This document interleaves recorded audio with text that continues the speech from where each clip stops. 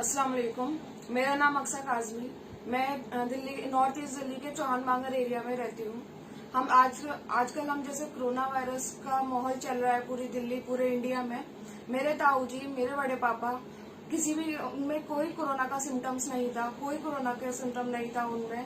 11 तारीख की सुबह में उनकी अचानक तबीयत बिगड़ी तो हम उन्हें दिल्ली के बड़े अस्पतालों में लेके गए, जैसे RML, एम्स, सफदरजंग। वहां पर किसी भी अस्पताल ने उन्हें अटेंड नहीं करा, एडमिट नहीं करा। बाद में सुबह 12 बजे से लेके चलते चलते शाम को 5 बजे LNJP हॉस्पिटल ने उन्हें एडमिट करा गया। वहां पे उन्हें लिया और लेने के बाद उनको इमीडिएटली वेंटिलेटर पर रखा गया।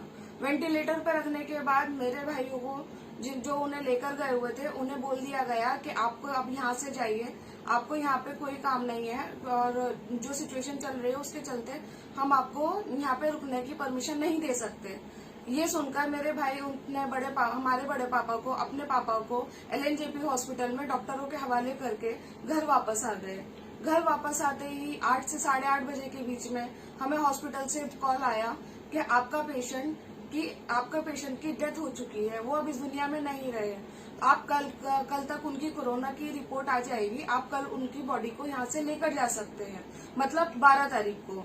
12 तारीख की सुबह में ही मेरे सारे भाई उनको लेने गए, बड़े पापा को अस्पताल से लेने गए, लेकिन वहां पे जाके पता चलता है कि वहां पर उनकी कोरोना की रिपोर्ट नहीं आई है।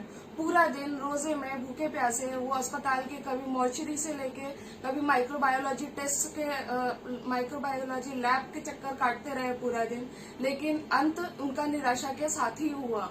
उनको बाद में आखिर में उनको यही बोला गया कि आपकी रिपोर्ट आज नहीं आई है तो हम आपको आज बॉडी नहीं दे सकते, आप कल आइए। कल यानी 13 तारीख को फिर वो दोबारा गए। दोबारा जाने के बाद डॉक्टरों ने उनको ये बोला कि आपका पेशेंट का तो कोरोना टेस्ट का सैंपल ही लैब में नहीं गया है। 2 दिन के पूरे इंतजार करने के बाद भी जब डॉक्टर ये बोल रहे कि आपका सैंपल ही नहीं लिया गया है, तो हम चौथे दिन सुबह में डॉक्टर यानी 14 तारीख की सुबह में डॉक्टर सैंपल लेंगे, जबकि जबकि बड़े पापा को डेथ हुए 3 दिन हो चुके होंगे। उसके बाद वो उनकी बॉडी से सैंपल लेंगे, फिर उसे टेस्ट के लिए भेजेंगे।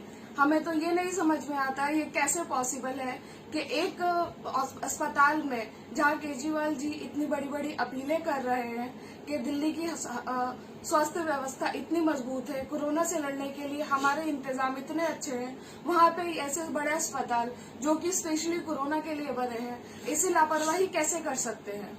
जहां पर 2 दिन बाद बोल दिया जाता है कि आपके पेशेंट की हमने कोरोना के सैंपल ही नहीं लिए तो और उसके चलते हम आपको बॉडी नहीं दे सकते। और 3 दिन बाद कोई भी अस्पताल कैसे बोल सकता है, कोई भी स्वास्थ्य कर्मचारी कैसे बोल सकता है कि जिस इंसान की मौत हुए 3 दिन हो चुके हैं वो उस बॉडी के में से कोरोना के लिए सैंपल 3 दिन बाद लेगा, ये सब कैसे मुमकिन है। और ये कैसी सरकार है, कैसा सिस्टम है अस्पताल का कि वो एक कोरोना की किसी एक पेशेंट की कोरोना टेस्ट की सैंपल ही खो दे। ऐसा कैसे पॉसिबल है। अब हम क्या करें, हमें नहीं समझ आ रहा। हमने बड़े से बड़े जगह पे बात कर ली, अस्पताल के HOD तक बात कर ली, हर डिपार्टमेंट में बात कर ली, लेकिन हमारी कोई नहीं सुन रहा। हमें नहीं समझ आ रहा हम क्या करें। हमारे पास और कोई चारा नहीं बचा सिवाय आम लोगों तक पहुंचने के, अपनी बात आम लोगों तक रखने के, ग्राउंड लेवल रियलिटी अस्पतालों की आप तक पहुंचाने के। हमारे पास कोई और चारा नहीं है। हम सिर्फ केजरीवाल जी से यही गुजारिश करते हैं कि हमारी मदद करें, हमें बताएं, क्योंकि हमें कुछ नहीं चाहिए। हम ये चाहते हैं कि हम अपने बड़े पापा को अस्पताल से लेकर आ सके और उनकी आखिरी रस्मों रिवाजों के साथ उनको दफन कर सके, ताकि उनको भी सुकून मिल सके और हमें भी सुकून मिल सके। हम उनके लिए दुआ कर सके और उनको इस दुनिया से विदाई दे सके। हमें और कुछ नहीं चाहिए। चाहे तो अगर केजरीवाल जी चाहते हैं, जो भी नॉर्म्स हैं, मेडिकल नॉर्म्स हैं, हम घर में क्वारंटाइन होने के लिए तैयार हैं। हमें रिपोर्ट नहीं चाहिए, हम बिना रिपोर्ट के ही घर में क्वारंटाइन होने के लिए तैयार हैं। हम बस केजरीवाल जी से ये गुजारिश करते हैं कि हमें हमारे बड़े पापा को घर पे वापस लाने दें और उनको आखिरी वक्त में उनको इस दुनिया से अच्छे से विदा कर सके। शुक्रिया। प्लीज इस वीडियो को ज्यादा से ज्यादा शेयर करिए ताकि केजरीवाल जी तक हमारी बात जा सके। Please please.